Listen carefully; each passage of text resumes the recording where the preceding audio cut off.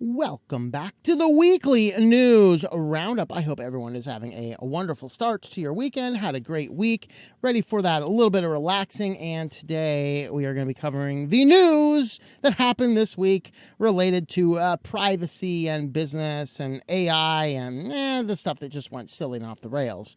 So we'll go ahead and talk about those in here. All those will be in this episode here. Of course, if you want to catch specific comments, all of the articles are linked down below with the timestamps. You can jump right to it.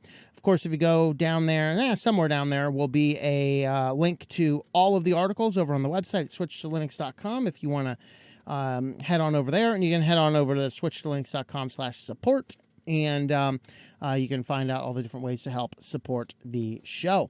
So with that, let's go ahead and dive right on in.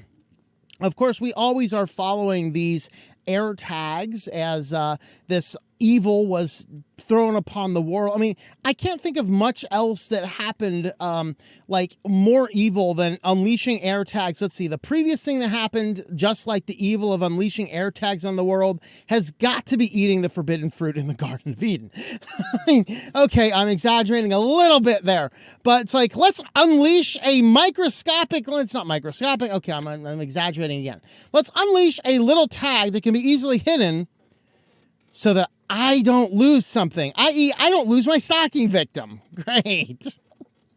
So now, of course, there's been this big push to, after they've been used in several stalking scenarios, now it's like, hey, now we need to figure out how to track all these things. So, clearly it's, if you put these things, you buy these things to put them on your valuables, everyone can spot the unknown tracker near you. So, Now, of course, the trackers do have to be traveling with you for a period of time before they'll show up as an unknown tracker. They're kind of invisible otherwise. But now Android has rolled out a patch through the Play Store on, I think, is it Android 6 and up? Which will, Android 6.0 and above, coming in next week, will be unrolled through a Google Play Services update, so that now that you too can completely disregard security and privacy and roam around with your Bluetooth perpetually activated so you can figure out if somebody's stalking you. Great. We just need the greater availability of an independent standalone tool that can measure these things that don't have any other connectivity. So, in other words, a Bluetooth device that can't really be tracked down to any individual person or whatever else that you can have with you to just scan for these stupid trackers. Because I'm not, and you shouldn't have the Bluetooth on your phone on a regular basis. Unless you're explicitly using it, Bluetooth should be disabled on your device. Of course, all these things are moving in the form of Bluetooth, so they kind of want you to have it on all the time. At least Android does now have something. So now your basic Androids and your iPhones will be able to track these things. Those of us running Lineage on the secure systems, because we're not using the Google Play Store usually, unknown what we're going to have. I'm sure somebody's working on that. It might already be some solution for this in F-Droid. I don't really know. But just updating you on the stalkerware. That Android is now rolling out the update for this, and so we'll get a chance to see what that looks like. And our next story, AWS launches a new healthcare-focused service powered by generative AI. This sounds great. So, of course, Amazon's trying to get involved in all of these different health applications. And then, of course, Amazon is the one company that seems to leak all these databases. I don't call them S3 buckets. I call them S3 colanders. You put a lot of data in those things, and they just leak out all over the place. So that's really what Amazon's doing. But now it wants to capture another market, not being the medical health technologies, because we have to get AI into medicine so that AI can do the good part for humanity. I'm sorry, AI wants to kind of kill us, so I don't exactly see it helping us with the medical front. The AI is going to analyze stuff and say, yeah, this dude's lived his life, he's not worth it, just let him go. No, it's not that bad, but maybe it is. I don't know. So Amazon is expanding its health-focused apps services with a platform that offers AI tools to help clinicians transcribe and analyze their conversations. This is going to be very interesting because if I'm not mistaken, I think the next article kind of addresses this. I think things got out of order. I don't know. We'll figure it out. But on the one hand, Amazon is pushing these out, and on the other hand, I think it's actually in business news, they're kind of like going, I think we kind of need to ban the AI in this medical field, the exact area of using the AI to transcribe notes. So Amazon is coming out with an AI product to help people transcribe notes. Now, the problem is that the product by itself is actually not HIPAA compliant. It is HIPAA capable. And if you do some extra patches to the thing, you can get a HIPAA compliant AWS platform so that your doctor can talk into some software attached to the AWS, and now you go to visit the doctor's office, you don't even know it, they're leaving the notes in their little recorder or whatever else, and that's all going to Amazon, and then the AI is utilizing your data to make other decisions and research and all sorts of other stuff. You don't even know this is happening, but your medical information is being shared. So the idea is that Amazon AWS wants to roll out the capabilities of running these with the help scribe to have people transmit the comments into it, and then we'll go ahead and get the other stuff moving. So that is what Amazon is up to there, and this just basically means that everyone's going to have our data pushed up into there. I think the one I was talking about is actually in the AI section. So we'll see the follow up to this story in a bit. ESRB wants to start using facial scanning technology to check people's ages. This is a neat one. Thank you, PC Gamer. No, I would not like to give you my email address. So the FTC is now seeking public feedback. Public feedback. No! Are you nuts? All right. So now there is an update. They're not actually doing facial recognition. So they're not allegedly not scanning your face, matching this with an ID and saying, oh, yes, this is you're scanning your face. The system is saying, is this person likely or unlikely to be over the age of 25? And then allegedly it deletes all of the data. Now, on TechLore Stream the other day, I'd mentioned I was watching one of those. They were talking about the difference between the theoretical threats and the real threats. And they're saying, I wouldn't worry about the theoretical ones. I don't know. I'm not completely sure I agree with that. And the reason is I'm not going to wait for there to be solid evidence that these things are abusing us. I'm just going to avoid them out of a sense of caution. Now, I do agree with what he was saying. We definitely have to focus on the security and privacy risks of the known things that have already leaked. But yeah, I'm not exactly about to trust this company or this video game store or this ESRB application that they're going to take a picture of my face and delete the data immediately. I just don't see that happening, although that is what they allege they are going to do. That is all in the update. In the original story, they mention the facial recognition here. In the update, they say it's not facial recognition. It's just utilizing AI models to determine if the person is likely over 25 or likely under 25. The idea here is that if you're a kid and you want an R-rated game, what is it, an NC? What's the rating on the kids? M. Is it M, I think? An M-rated game, and some parent comes with the kid, and the parent doesn't have their ID, then you do your little face scanning thing, and boom, you can allow the kid to get the game. You know, I don't know. I have some issues with this. The first is, if you're bringing your kid to buy a video game, it's pretty clear who the parent is. You know, I don't really think we really need this kind of stuff. And the whole idea of, you scan your ID to make sure you're over 18. I'm not scanning my ID into your system. I'm sorry, deal with it. I'd rather not do that. So what they're saying here, now they make the connection to Chinese did this with Tencent. You remember that Tencent was actually using facial recognition to prevent kids from playing too many video games. So that was a case very similar to this, the Chinese version of this group, which actually was using facial recognition, this time not towards the parents to buy the game, but for the kid to play the game so that the kid could not continue to play the game if he had already played a certain amount, because in China, you're not allowed to play video games over a certain amount. And so the ESRB comes up with this idea, hey, if a parent doesn't have their ID with them, then we'll just go ahead and do this face scanning thing to positively identify if people are over 25 or not, in which case they can purchase the M-rated game, and allegedly for this kid, who knows. And so they did indicate here the problem with this is more likely to call females younger than they actually are. You're welcome, ladies. And men usually does a pretty decent job. Those between 25 and 35, 15 out of 1,000 females versus 7 out of 1,000 males might be incorrectly classified as under 25 and would have the option of verifying using another method. So it's like, but the problem here is that once this is much more quote unquote convenient, this is going to be the default, even though their article is saying, hey, this is optional. It's just better to not let this quote unquote optional thing see the light of day, lest it turn into full-fledged facial recognition, photos collecting, and all these things like that. Call me paranoid, but I am wearing a hat with an alien wearing a tinfoil hat. So whatever that happens to be, we have to, think about that. Of course, the Jordan is now looking to criminalize VPNs and internet freedoms under a new cybercrime law. This is something we all need to push back against. And the reason we all need to push back against it is if one nation state does this and the whole society doesn't collapse, everyone else is going to jump into the bandwidth to do the same thing. Isn't that going to be great? That's going to be awesome. So, no Tech Radar. I don't want to give you my email address either. What is this? PC Gamer and Tech Radar owned by the same people? Let me know in the comments because I think it'd be the exact same pop-up the exact same way. All right.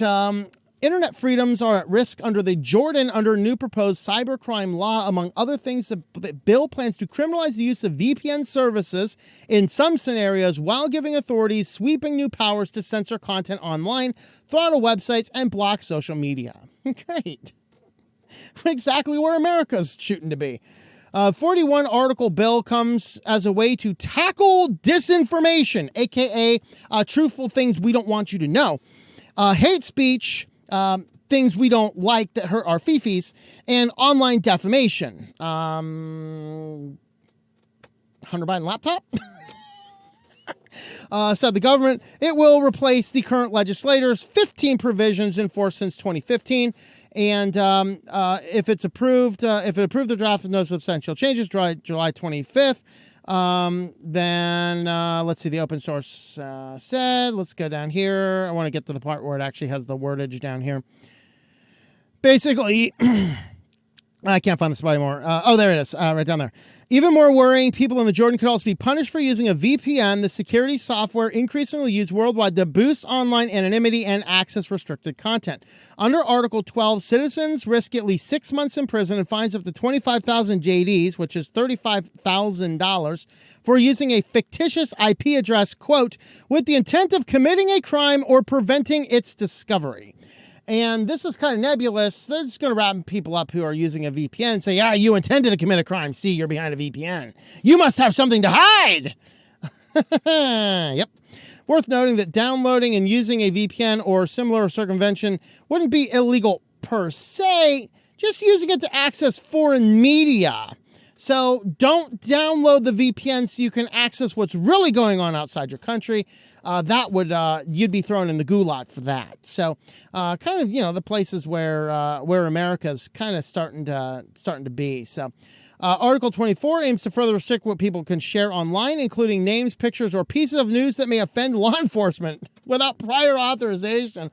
Under Article 33, public prosecutors and courts will have sweeping new powers to order any website or social media platforms to remove content, ban users, as well as hand over their personal data. Article 37 in the law aims to give the Jordanian government a stronger grip on social media platforms at large, requiring companies with more than 100,000 subscribers in the Jordan to have offices in the country.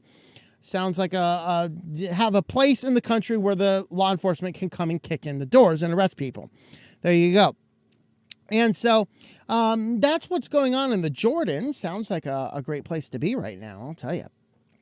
And on to our final privacy story for the night. No eye left unscanned. Are you going to let Altman's crypto project scan your eyeballs or not? Yeah, this is brought to you by WorldCoin and OpenAI.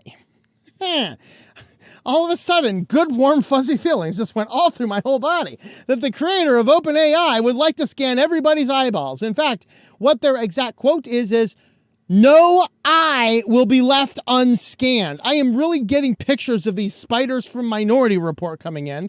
They're going to be coming in and zapping us with little tasers, get us to open our eyes. We're going to be fighting with our wives. Oh, take this, lady, take that. Take this, lady. My name's Sean O'Connery. And then all of a sudden, a little spider's going to come in and scan your retina. That's kind of what their goal is. So this is the WorldCoin's Orb Tour has spread across North America, Europe, and the Middle East and Asia.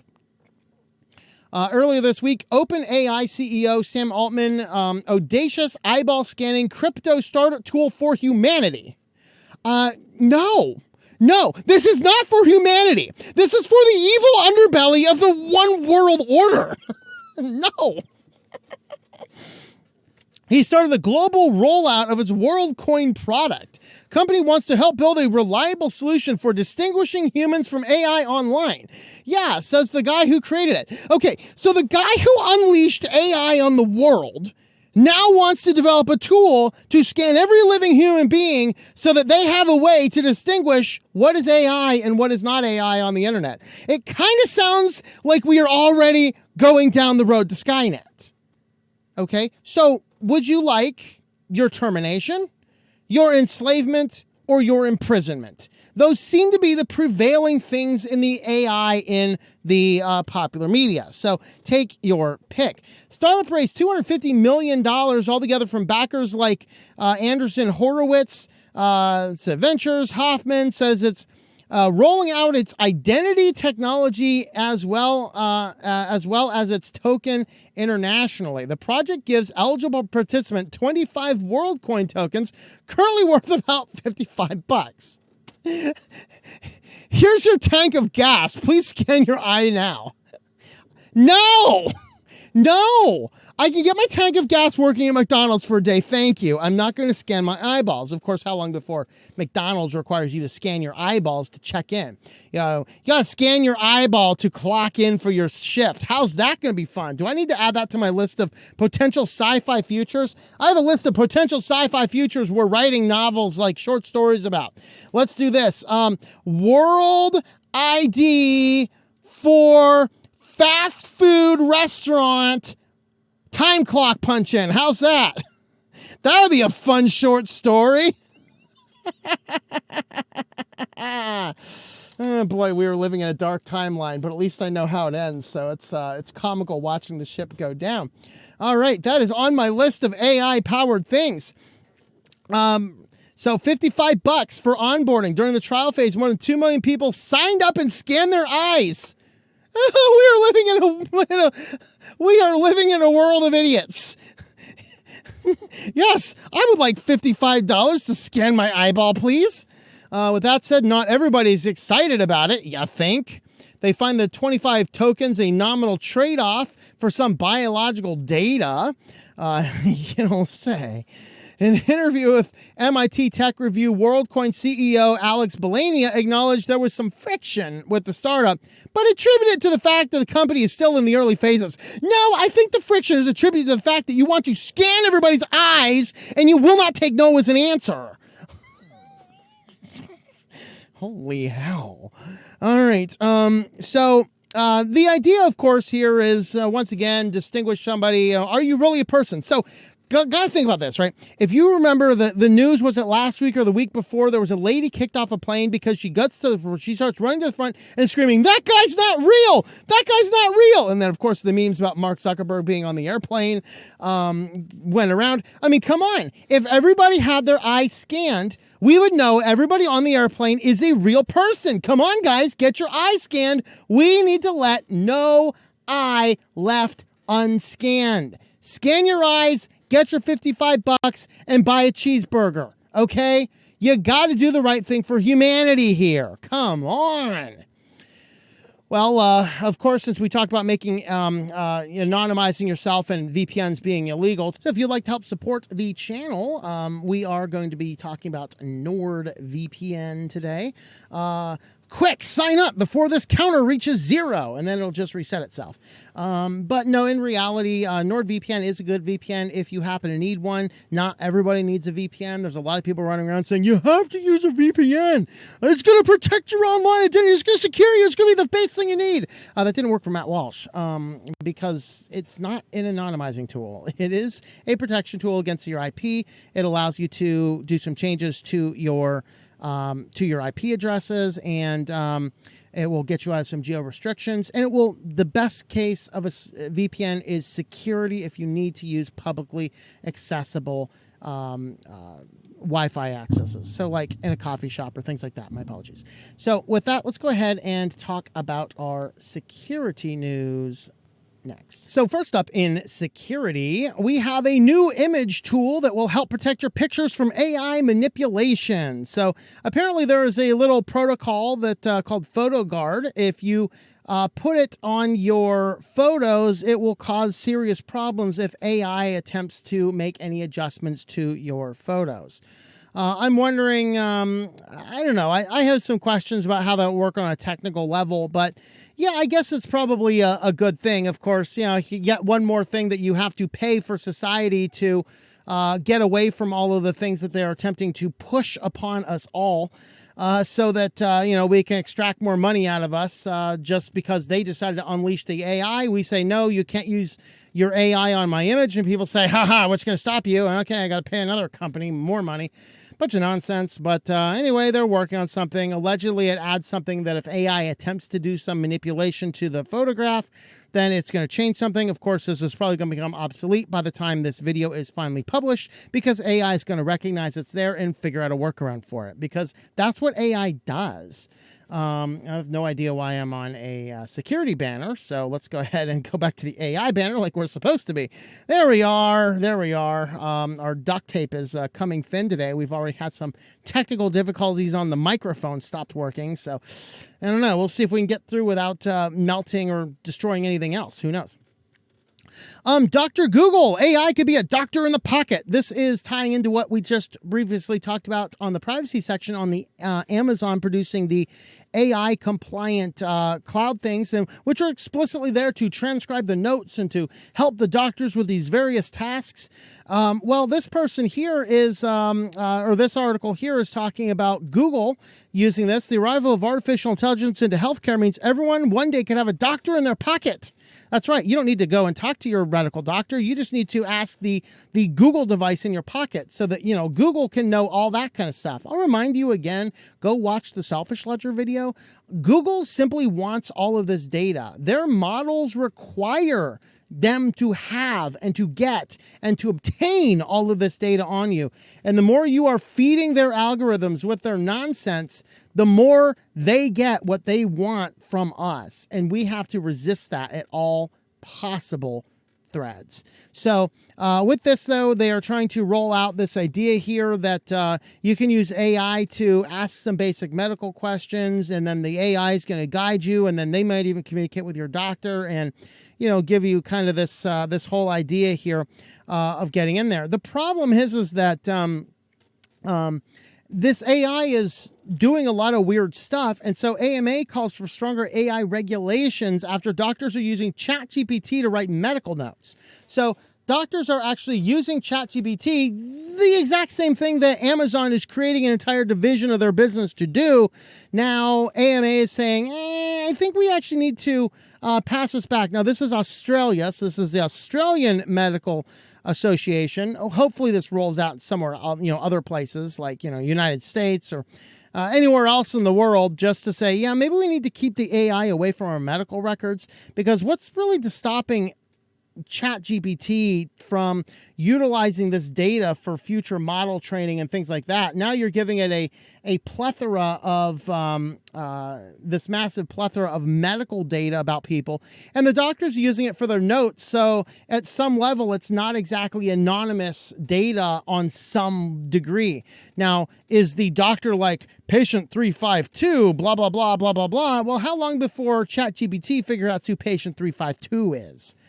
because that's what it's designed to do, is figure this kind of stuff out. And so while Amazon comes in and says, hey, we have a brand new business to collect all your medical data over here, Australians kind of going, maybe we shouldn't be allowing ChatGPT and other AI models to have such access to medical data, because there are a lot of questions that we have, and it's probably important that we get some of those answered. And, of course, our final AI, we talked about ChatGPT. Last week, we talked about WormGPT. Now we have FraudGPT. Isn't this great? Generative pre-trained fraud. So FraudGPT, it's a new malicious generative AI tool for the threat landscape. This is a wonderful subscription service. It's going to cost you $200 a month, or $1,000 for 6 months, or $1,700 for 12 months. You can use FraudGPT to unleash hell on your the final target of your malware here. The entire purpose is to write malicious code, create undetectable malware, find VBV bins, create phishing pages, create hacking tools, find group sites and markets, write scam pages and letters, find leaks and vulnerabilities, learn to code, learn to hack, find cardable sites. Let's see, escrow available 24/7 and 3,000 plus confirmed sales and reviews. Of course, one of the things that I find really hilarious, the researchers were able to identify the email used by the threat actor. It's a Gmail address. Google needs to stop being like, we are all serious about security, when people are openly flaunting their Gmail addresses as the point of contact for subscription service malware. What the hell, Google? I'm telling you, this is nuts. This is nuts. There it is right there. I wonder what the Canadian Kingpin 12 is doing. Sounds like somebody in the Trudeau administration. I don't know, man. But, there you have it. So I wonder if Google is taking action against the guy who is flaunting his Gmail address for selling his subscription malware. So that's the world we are in. Such brazen nonsense. I don't know. That should almost be in SillyVille. Well, if you want to help support the channel, we do have a Patreon page. You can support us over there on patreon.com/TOMM. Rolling out next month for patrons, we are going to have short stories based on current trends in tech, examining what would happen if certain laws or proposed ideas or things like that actually come true. So we're actually going to start looking at those, and then we'll have some supporter-only live streams to explore these topics in greater detail. We can talk about how the various things are happening, how they're rolling out, the laws as they're being passed, and the potential for society to turn these down or to protect ourselves from it. So that's kind of what we're going to be doing. That's going to be rolling out on all of our supporter pages. Of course, patreon.com/TOMM will cover all of our different sites that we are running. So you can jump on over there and help support the channel over there. So with that, let's jump on over to busyness news, see what's going on in the world of corporatocracy. And first off, Tesla is planning to license its full self-driving systems to other automakers. Great. All we need. More vehicles plowing down children in the streets because they can't make the difference between what is a kid and what is, a plastic bag in the road. We're not trying to keep this to ourselves, says Elon Musk, right after apparently creating X out of Twitter. I don't know. It's whatever. But in a surprise announcement, Tesla's Q2 2023 investor call, company head Elon Musk revealed Tesla's plans to license the full self-driving systems to other automakers and OEMs. We're very open to licensing our full self-driving software and hardware to other car companies. We're already in discussions. It is great business model. Licensing stuff. Licensing is a really good business model because you come up with something. You don't have to market it or to produce it. You just license other people, and then they're going to figure out if that's what their customers want, and then they're going to put that stuff into all of their end. So overall, that does actually make quite a bit of sense, what he's doing there. And so for that, okay, I can kind of support or get behind what he's doing there for sure. But of course, the other thing that happened just recently is the Tesla charging ports are now becoming standard. And so it does make sense if you're going to have these technologies. The downside, of course, lower competition. The upside, of course, is, hey, faster implementation. But with full self-driving, I don't want faster implementation. I really do not want full self-driving cars on the road, nor do I want to see any more cars driving down the road where you got a Tesla with a dog in the front seat. Yes, that happened. Recently, people took a picture. They were passing through the Tesla. There's no human to be found, and there was just a dog in the front seat as the Tesla was moving its way on down the road. Very fascinating.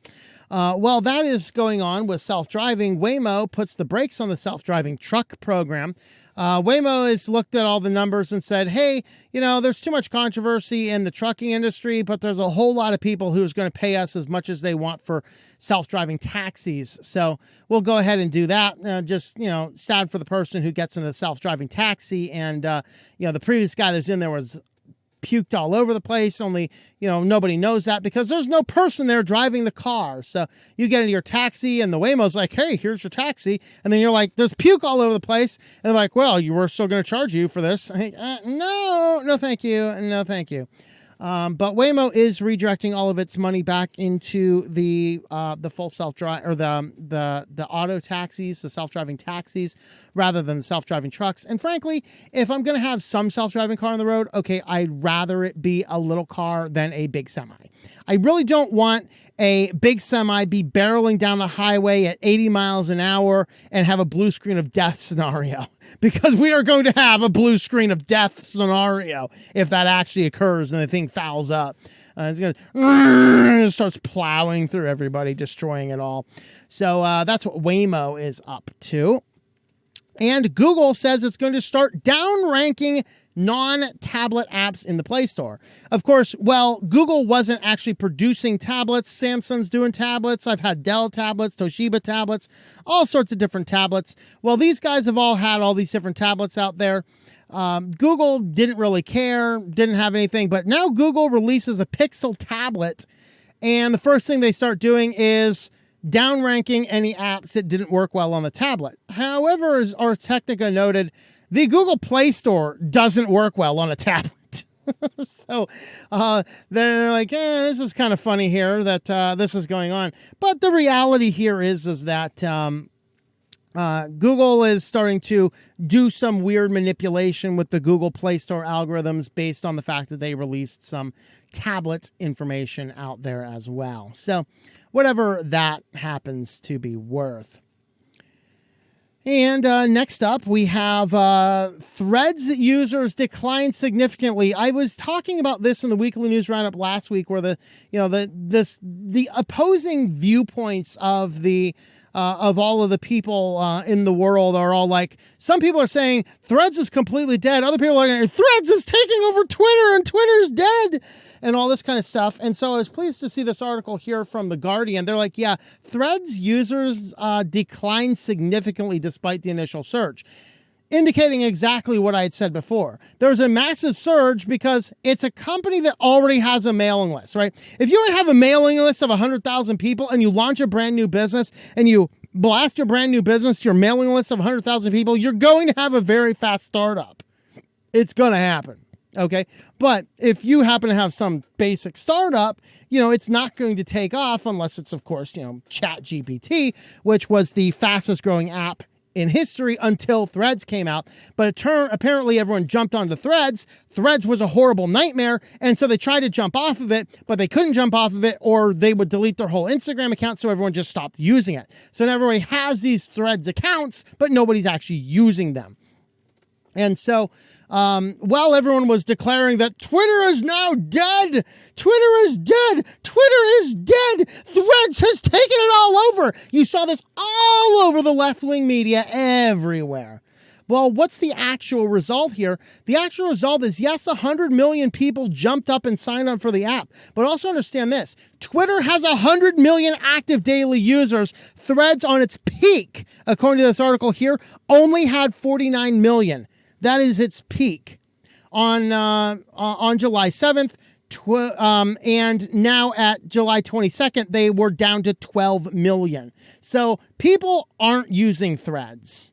they're not using it. But many of them are locked into their account. They can't delete it because it's so tied with Instagram. So yes, it does turn out that all of those evil people, those evil misinformation peddlers on the right were correct that Threads is not actually taking off. They had a massive surge, but a massive surge is radically different than an app completely taking off. Two completely different things, and we have to keep that in mind. And Meta, Microsoft, and Amazon release an open map data set to rival Google Maps and Apple Maps. The idea here is to upset Google Maps, and so that's really what the goal of this is. And so that's exactly what they happened to do. Now, is this like, I would never use this because, I mean, look at this motley group of people I want to completely avoid. The thing is that it's just an open data set. And so anybody can take that open data set and produce any form of map utilizing that data set. And so for this, I don't think it's necessarily bad. All full disclosure, as I'm traveling around in my whole van life, I use Google Maps to do most of my routing. I don't use it on any logged in account. I use it on an anonymized browser. I use it with clearing all the cookies and cache, but I do use Google Maps. And the reason is, of all the map systems I've tried, it is the best as far as giving me the accurate positions, the accurate places, and what is around. And when I'm driving perpetually through unfamiliar territory, I have to have basically the best. So we'll see what happens down the road. Is something else going to come out better? As long as I don't have to sign into Meta, Microsoft, or Amazon, I probably wouldn't mind signing into necessarily. I wouldn't do it for a map function. But if I'm using their data set in some open sourced map, so like if OpenStreetMaps takes this data set and dumps it into their maps and causes a massive upset by doing something cool like that, that would be a really good thing in that it would find itself immediately improved. Because I got to say, as much as I love OpenStreetMaps for what it is abysmally unuseful if you're trying to navigate, find things between addresses, figure out what stores are where and things like that. That's why I use Google Maps. It's one of those rare Google services I actually do use, albeit I don't use it tied to any account. So it's not like I can map out where I'm going. I probably could. I could sit there, save this route. I could map out where I'm going and look back. That's why I keep a journal. I can look back in my paper logs and see where I've been. Thank you very much. But it is going to be interesting if we happen to see an upset with that. Well, if you'd like to help support the channel, we do have affiliates. Today we are highlighting DigitalOcean with my affiliate code here, tlm.li/DOH. You can sign on over here and you can get $200 in credit, good for 60 days. You can try out all these things. DigitalOcean is going to be a competitor to Linode. Yes, I am still using Linode, but I am also using DigitalOcean. I'm diversifying my portfolio of servers across different companies. So if one of them kind of goes crazy, the other one has almost no leeway to spin up the opposing company. So right now I've actually been testing an alternative to cPanel on DigitalOcean. I have it spun up on, I think, an $18 a month plan over there, which gets me, I think that gets me a dedicated CPU and I think 4 gigs of RAM. I think it's an equivalent size server to what I'm running a cPanel on with 25 or 30 or so sites on Linode. So far, it's running great. I'll be doing a more comprehensive review of that application to replace cPanel down the road, but I'm doing all that on DigitalOcean, tlm.li/DOH. If you happen to need any cloud servers, website hosting, any types of stuff like that. And these guys here, I mean, you can get if you're just doing a single website, like a single website, and you want to just spin up a good server for a single website, $5 a month is, I think, what you're going to pay for the lowest tier.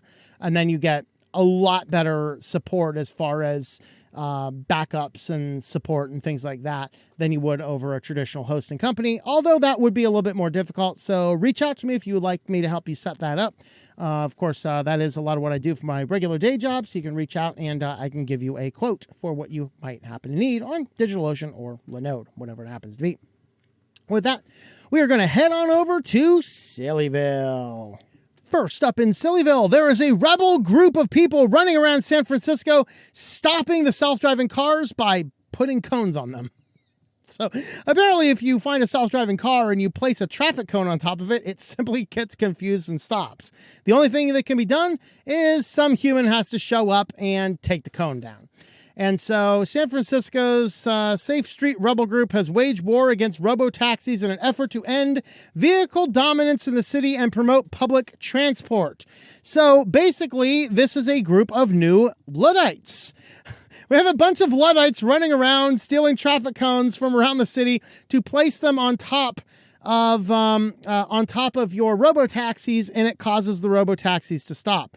So they're actually disguising themselves from the robo-taxis cameras with the promo shirts that the robo-taxis are handing out.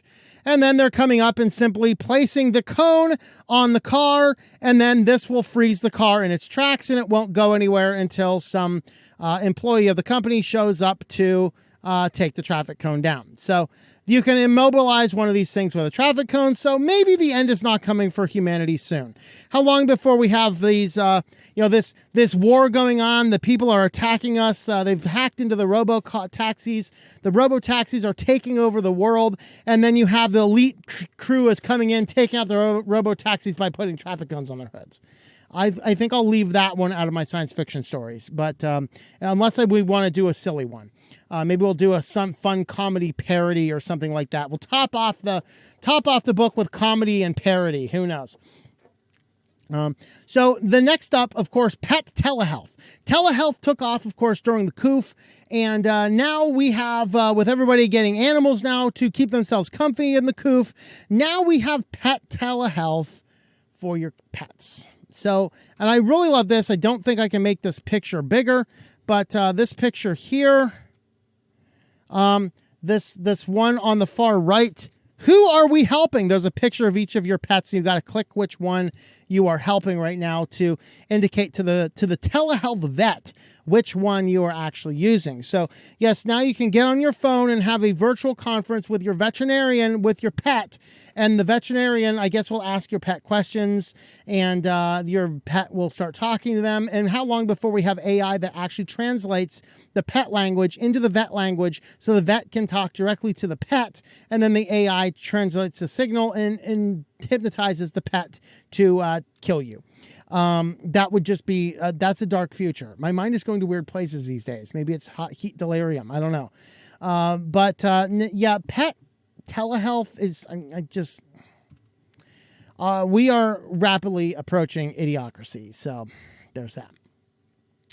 Well, San Francisco shoplifting is getting so bad that CNN went in there to do a segment about shoplifting in local stores. And while they were in there filming their segment, 3 separate shoplifters came in and stole things from the store. And they're just, letting them all go. Of course, there's just been this rash of people getting fired from their jobs for recording the people shoplifting, sending the information to the police arrest somebody, and then the employee who tries to save the company money gets fired. That is the dark timeline that we are currently living in. And so that really is the circumstances where we find ourselves right now. So here's Richie Greenberg. Yeah, I don't know. We're not going to play. That's a 4-minute segment. We're not going to play all that. Of course, you can grab all the links in the description down below. But yeah, 3 different times. I did actually see that video. Kind of fun. Next up, I'm just going to start calling this the Darwin Awards section. Maybe there's a latest TikTok trend telling people to eat borax. Note, borax is toxic. Don't eat it. Okay, just letting you know. Now, boron is a micronutrient. Boron and borax are not the same thing. Okay? Lorax, not the same thing. Lorax is some environmentalist tree hugger. Lorax, I don't know what that is. I'm just making words up at this point in time. It's so hot in here, I am delirious. Yes, this is sweat pouring out over my t-shirt. But, such and such policies, I can't do it in there, and you don't want to see the carpet anyway. So, But there is a new TikTok trend, which is telling people that you should be eating borax. And the borax is going to solve every type of element known to man. I mean, you never see a doctor again.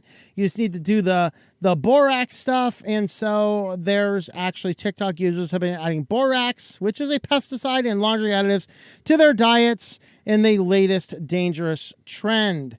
I actually feel like it is appropriate. I'm talking about borax being this hot because if you're not familiar, borax is actually mined out of like Death Valley, and there's actually some old borax mines there you can go explore. I've actually explored them, kind of fun. But don't eat the borax, people. Borax is dangerous. Don't eat it. Okay, it is not food. Borax is a friend, not food. Okay, just letting you know. But I guess if you're watching TikTok, you pretty much do anything. So that is kind of the case. All right. And finally here, don't forget to activate your Linux. So if you like that little activate your Windows watermark that shows up in the bottom of your unactivated Windows, now you can get the same thing for Linux. So Mr. Glockenspiel has the Activate Linux application over on GitHub. So you can come down here and you can download this. You can make it. The instructions here are here's using Pacman. So here's Windows, here's Linux, there's the dependencies. If you want, there's a PPA for Ubuntu. Here's Arch. If you're running Nix, there you go. You got some Nix there. We got some Gentoo. We got some OpenSUSE. The package is built for various releases on OBS. Okay, so that's weird. And then here is basically what you get. So let me see if I can get that picture up here pretty big. There you go. It's getting cut off at the very bottom. Let me see if I can get that guy up or not. You can kind of see at the very bottom of my screen down there. Let's see if I can reach my finger. My hand's cut off. All right. But the very bottom of the screen, right where you'd expect it to see, you get this little thing. It says Activate Linux now. And so that is fascinating. We gotta see that. There you go. There you go. I can just do that. There you go. Now you can see it. Activate Linux. Go to settings to activate Linux. That's glorious. I love it. And I like this. Let me get myself out of the way here. Then they're running this. Oh, I cut it off in the very bottom. They're running this on Endeavor OS is what their screenshot is from. So there you have it, guys. You can jump on over there. You can put the watermark. So you too can have a watermark that says Activate Linux by going into settings. That sounds great. Well, if you'd like to help support the channel, we do have a locals page. You can jump on over there, SwitchedToLinux.locals.com. Once again, we will be doing some short science fiction stories, fresh vintage. Our first one's going to deal with cars. Haha. That's the only spoiler I have on my story. I don't think I accidentally spoiled anything else. We'll be doing some new science fiction stuff, and then I'll put the stories up there. Then we'll do some exclusive live streams. You got to be a supporter to see those live streams, and then I think we'll let some people at certain tiers participate. And then after we have a number of these stories, I'm going to collect them together in a book, and the highest paid supporter tiers, I'm going to send you guys a copy of the book if you want it. A physical copy if you want it. A digital copy, I think I'll give that to any supporters that want it. But you can join us over there, SwitchedToLinux.locals.com. And with that, thanks for watching, and hope that you enjoy switching to Linux. Thank you for watching this video from Switched to Linux. This channel would not be possible without the backing of the program supporters scrolling on the screen now. You can be a supporter at Patreon at patreon.com/TOMM or at thinklifemedia.com. I also want to thank the open source community who creates such excellent software that makes producing this show possible. Please remember to support your software communities. Thank you, and I hope that you enjoy switching to Linux.